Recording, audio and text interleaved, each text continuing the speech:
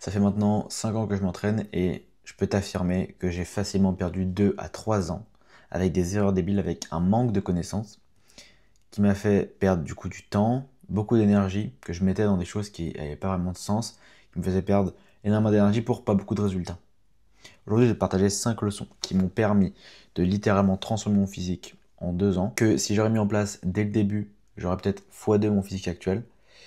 C'est aussi des leçons que j'ai directement implémentées aux élèves que j'accompagne chaque jour, qui a permis à Maxime de perdre plus de 20 kilos en 4 mois, de permettre à Julien de perdre 10 kilos en, il me semble, 3-4 mois, Guillaume de perdre 10 kilos en 3 mois, Antonin de prendre 10 kilos en 3 mois, pareil, Tristan 8 kilos en 3 mois. Bref, je peux t'affirmer que ces leçons fonctionnent et ont fait la différence pour eux. Et aujourd'hui, je vais te les partager. La première chose que tu dois comprendre et qui est vraiment la règle numéro 1, c'est l'adhérence à ton programme, à ta routine.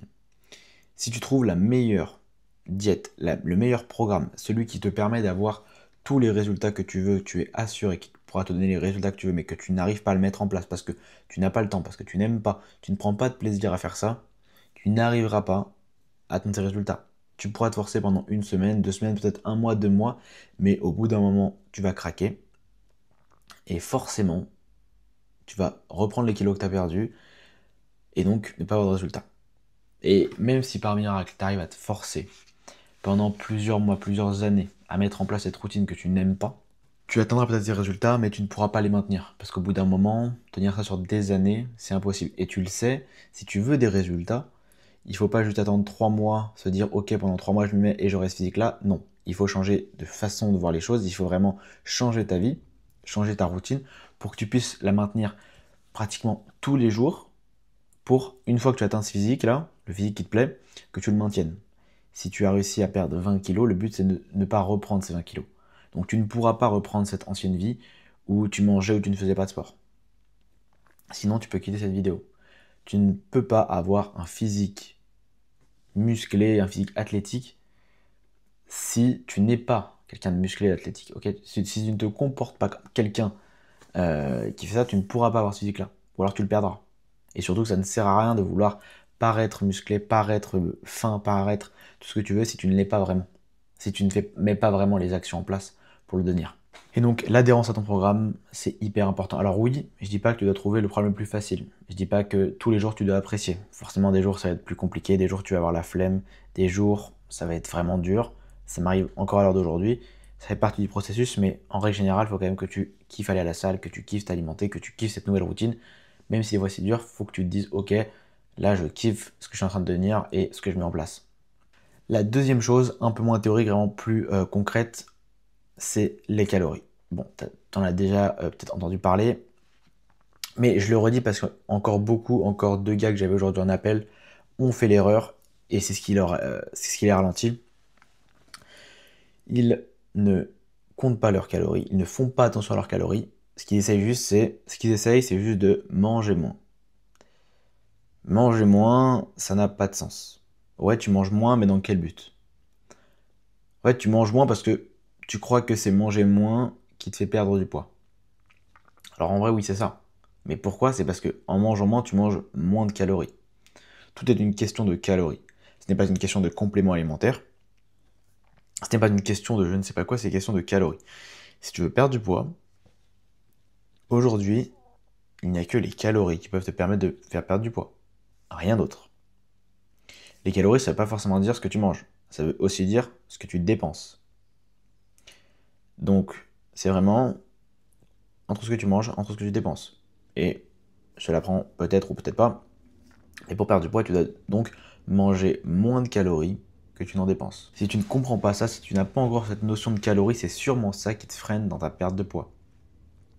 Tu essayes des régimes, de manger certains aliments ou d'autres pas. Si tu n'as pas conscience du nombre de calories que ton corps a besoin et que tu ne mets pas en place quelque chose pour justement réduire ce nombre de calories, tu iras droit dans le mur. Tu pourras perdre peut-être quelques kilos, ce sera principalement de l'eau, ce sera des premiers kilos de graisse qui partiront parce que ton corps, voilà, dès que tu fais un peu de sport, forcément il va dépenser plus, donc ça c'est facile. Mais au bout d'un moment, tu vas stagner. Et ça c'est le cas, ça a été le cas de tous les élèves que j'ai accompagnés, enfin d'une grande majorité, qui, avant de me rejoindre, stagnait énormément parce qu'il n'avait pas ce système de calories mis en place. Et attention, il y a d'autres choses à mettre en place, il n'y a pas que les calories, mais ça on pourra y revenir après. Ensuite, on part sur l'entraînement. L'intensité et le volume sont la clé. C'est pas le nombre d'exos, c'est pas le choix des exos, c'est pas le nombre de séances que tu vas faire, c'est l'intensité et le volume. Alors, en vrai, c'est lié à tout ce que je viens de te partager, mais tu te casses souvent la tête sur combien je dois faire de séries, quel exo est le meilleur, combien de séances je dois faire dans la semaine, comment je dois les répartir, quel jour je dois m'entraîner. Alors qu'en vrai, ça, c'est pas la priorité. Tu dois choisir un volume convenable qui, je répète, est entre 15 et 20 séries par groupe musculaire et par semaine, que tu peux répartir comme tu veux. Après, oui, il y a des façons de mieux optimiser ça. Et l'intensité. Pour du coup qu'une série soit validée, il faut que la série soit assez intensive, que tu sois proche de l'échec. Voire à l'échec sur certaines séries, certains exos, si tu te sens capable. Maintenant, le nombre de reps, que tu fasses 8 reps ou que tu fasses 20 reps, si tu es proche de l'échec, tu construiras du muscle de la même manière. C'est juste que forcément, si tu prends une charge qui te permet d'être à l'échec à 8 reps, tu auras forcément plus de force que si tu prends une charge plus légère qui te permet d'être à l'échec à 20 reps. Ça, c'est normal. Les séries sont forcément plus longues. Après, tu peux le faire vraiment à ton propre ressenti. Sur certains exos, prendre lourd et faire 8 reps. Et sur d'autres exos, mettre plus léger et faire 20 reps. Voilà, ça c'est vraiment à toi de le faire selon ton ressenti. Et bien sûr, de toujours adapter. Pareil pour les exos. En vérité, je pense pas qu'il y a énormément. Il y a des exos, bien sûr, qui sont red flag à ne pas faire. D'ailleurs, j'en ai fait des vidéos, mais il n'y en a pas tant que ça.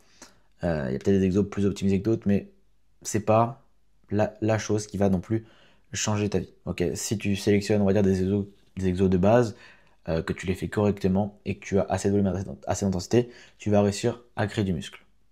Et après, bien sûr, une fois que tu auras vraiment développé ce physique musclé, que tu voudras vraiment optimiser tes points faibles, tes points forts, là, tu pourras vraiment te pencher sur le sujet. Mais c'est pas l'objectif aujourd'hui. Ensuite, quatrième leçon est très très importante. Tout à l'heure, je t'ai parlé des calories, mais en vérité, il y a aussi les protéines. Les protéines, c'est la chose si tu veux construire du muscle, c'est-à-dire que si tu manges plus de calories ou que tu en manges moins, oui, tu vas prendre ou perdre du poids, mais le muscle ne viendra pas, ne se construira pas si tu ne manges pas de protéines. Et ça, même si tu t'entraînes avec beaucoup d'intensité et beaucoup de volume. Ton corps a besoin de protéines pour reconstruire ses fibres musculaires et donc créer du muscle. Et c'est, je pense en vrai, l'erreur que le plus de gens font, mais qui ne sont pas conscients. Beaucoup sont conscients de ne pas mettre assez d'intensité, beaucoup sont conscients de ne pas vraiment respecter le nombre de calories, donc de faire beaucoup d'écart. Beaucoup sont conscients aussi de ne pas kiffer leur programme, mais ils le font quand même. Mais très peu sont conscients qu'ils ne consomment pas assez de protéines. Pourquoi? Parce que même si on répète que les protéines c'est hyper important, beaucoup le négligent, ou alors beaucoup pensent que un shaker de whey après l'entraînement, ça fait le taf. Dans un shaker de whey, tu as environ 20 grammes de protéines. Ok, si tu mets une dose, tu peux monter à 40, on va dire 40. Si tu pèses ne serait-ce que 80 kg, tu as besoin de 160 grammes de protéines par jour. Environ. Donc tes 20 ou 40 grammes, autant te dire que ce n'est rien. Donc il faudra forcément que tu consommes assez de viande, par exemple le midi, le soir. Même si tu arrives à avoir 30 grammes le midi, 30 grammes le soir, ça te fait, allez, 100 grammes de protéines. Et là, je prends vraiment les estimations hautes. Si tu ne mets rien d'autre en place, en fait, donc, tu peux avoir l'impression de manger assez de protéines parce que, bah oui, je mange beaucoup de viande le midi, beaucoup de viande le soir, 2 shakers de whey, voilà. Là, dis-toi, même avec ça, tu n'as pas assez de protéines. Alors que certains ne mangent pas de viande le soir ou alors ne mangent même pas beaucoup de viande, ne prennent même pas de 2 shakers de whey. Donc, il y a de grandes chances que tu ne sois pas au bon quota de protéines. Surtout si, en plus, tu manges pas énormément de viande, que tu ne prends pas de whey, que tu ne prends pas vraiment d'aliments protéinés, tu es assuré de pas construire du muscle. Ça, c'est vraiment une certitude. Et ensuite, le dernier point, qui est aussi très important, c'est que plus de muscu, plus de nutrition, entre guillemets, ne veut pas dire plus de muscles. C'est pas parce que tu vas aller plus de fois à la salle, que tu vas y aller encore plus fort et encore plus fort, que tu vas créer plus de muscles. C'est bien de vouloir y aller fort, d'y aller sérieusement, de mettre tout en place. Maintenant, sache que tu as des limites naturelles imposées par ton corps. Tu ne peux pas prendre plus de muscles que ton corps le veut, malgré que tu manges plus de protéines que c'est recommandé, que tu t'entraînes plus de fois que c'est recommandé, tu auras exactement le même résultat entre guillemets que si jamais tu faisais juste le minimum, enfin ce qui est recommandé, ok. Voire des fois même peut-être moins de muscles. Des fois peut-être que tu manges beaucoup de protéines, tu t'entraînes comme un ouf et pourtant tu vois pas de résultat. Bon, en vrai, il y a de grandes chances que tu t'entraînes pas vraiment super bien et que tu manges pas super bien, mais il y a aussi des chances que tu t'entraînes tellement fort que ton corps ne peut pas récupérer et donc ne peut pas construire du muscle. Ton corps a besoin de repos, a besoin de se reposer pour mieux performer et mieux construire du muscle. Et ça, c'est peut-être les. En fait, toutes ces erreurs sont un peu différentes, enfin, tous ces conseils sont différents. Là, la différence, c'est que beaucoup pensent que ce n'est pas vrai. Tu vois. Inconsciemment, on se dit, mais non, ouais, le repos, ça impacte pas tant que ça. Et en vérité, ça impacte énormément. Parce que c'est pendant que tu te reposes que ton corps va régénérer ses fibres musculaires pendant que tu dors. Et donc, si tu négliges le repos, en fait, ton corps n'a pas cette possibilité de régénérer. C'est pareil. Ta récupération ne se fait pas, donc tu t'entraînes forcément moins bien. Même si tu as l'impression de t'entraîner toujours aussi fort, en vérité, tu vas perdre quelques reps, tu vas perdre un peu de force, et donc tu fais ton entraînement moins intensif. Alors oui, tu es à fond, mais tu étais moins performant que l'entraînement dernier et que l'entraînement encore d'avant. Et donc au final, tu perds du muscle. Voilà, c'est vraiment 5 conseils qui m'ont le plus changé la vie, qui ont changé la vie à tous les gars que j'accompagne et que tu dois absolument mettre en place.